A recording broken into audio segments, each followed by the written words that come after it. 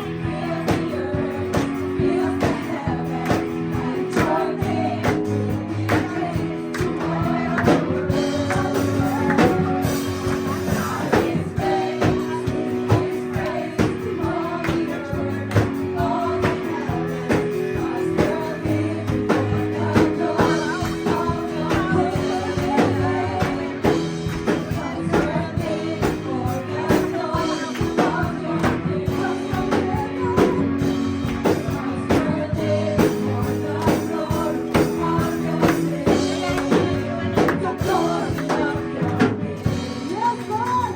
We continue to declare Your greatness. Hallelujah. Let us continue to worship our God in the splendor of His righteousness. In Psalms 150 verse 2, great is the Lord and most worthy of praise.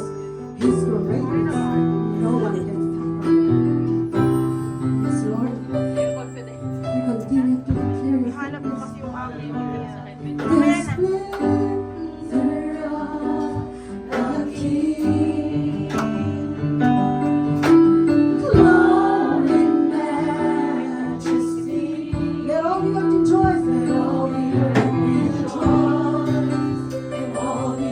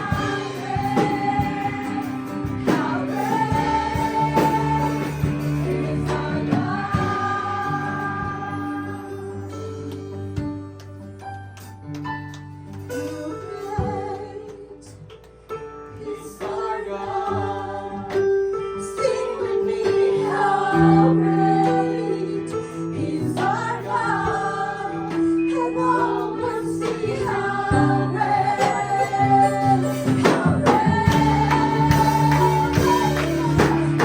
Sing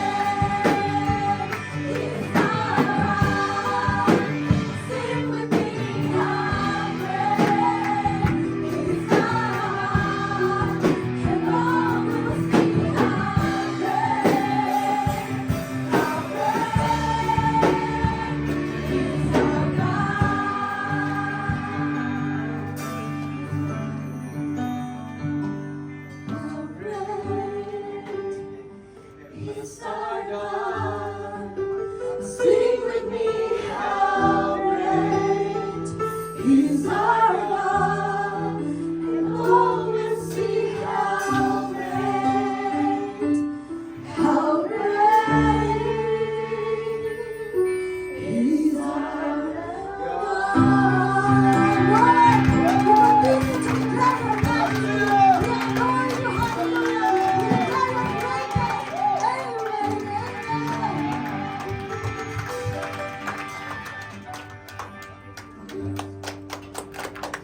We declare your greatness. Amen, amen. Kasarap kasama ni Vanessa. Amen. Praise God. Pawisan sa akin. Amen. Kuya Mike, ikaw po mauna. Hindi ko alam. Gusto ko malaman kung ano yung kinain nila kanina. Ang tataas ng energy nila eh. Ano nga to? Powerful day. Powerful yung word for that night po is powerful. Amen, Kuya Noel? Praise the Lord. If there is a powerful voice, there is a powerful body movement. So, nakita ko, actually kanina habang pinakikinggan ko si Ate, pilit kong pinakikinggan yung boses niya. Nung nasa praise siya, nahihirapan akong marinig ko yung boses niya, yung kung paano siya umawit at mag-pronounce ng kanta. Parang hindi klaro sa akin dun sa praise. Pinakinggan ko siya mag-exhort, ang klaro naman niya mag-exhort. So sa tingin ko, ang naging problema is sobrang movement habang kumakanta siya. So naapektuhan yung pag-awit niya. Kaya yung pag-awit niya, yung bawat buka ng ano niya, ng sounds niya, hindi ganun kaklaro sa praise. Pagdating dun sa worship, medyo naging klaro na. Kasi medyo tahimik na. So sa tingin ko yung naging ano yung, ang ano niya kasi napaka, ano niya, yung energy, yung body niya in worshiping. Then, ano pa ba yung napansin ko kanina? Sanay na sanay po siya sa stage. Nakita ko yung para siyang sanay ng tumayo. No? Sanay na sanay siya. Hindi siya nabibilang sa bago dun sa kanyang ginawang paglibig. Amen. Kuya Coach? Okay. In additional po doon sa clarity po ng sinasabi ng Kuya Noel. Diba, naalala niyo yung mic hold na topic natin? Ano ang, diba dapat ang mic hold natin, binabantayan ko lang yan, si ate, sino yung last? Si ate, yung mic hold ni ate tama kasi 45 degrees. Yun yung nakita ko kay ate, na kaya hindi po marinig, pa rin kaming nautos ni Kuya Noel. Make it a habit na dapat ganyan po ang hawak natin sa mic. Amen po, para marinig po lahat, masala po lahat ng mic. Kasi pag ganyan, iba po iba po ang ganyan. Okay. So, yun nga, nabanggit din po ng ating mapas na the body languages that you have is really a projection of a true worshiper na hindi lang one movement. Okay?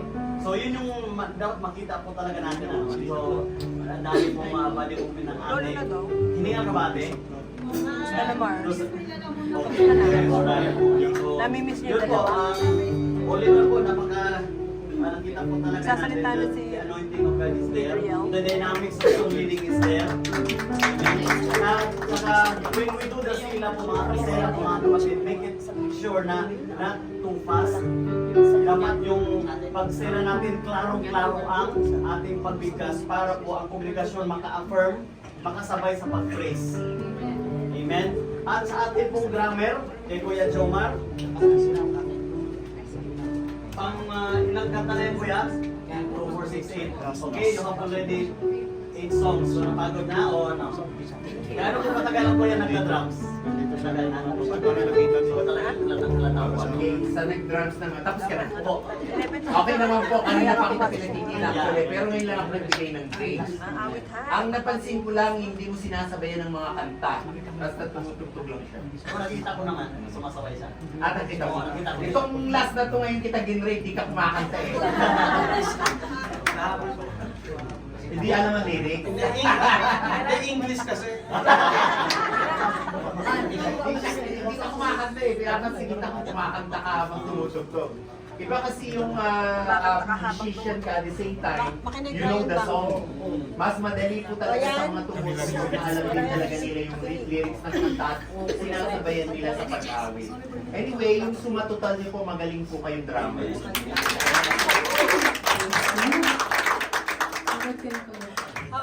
Isa na lang po. Amen. May dagdagan po po yung mic para po sa drummer po. Okay na po. Amen. So, amen. So, po mga panel. For the last set na po tayo. Where's Ate Every? Kanino na?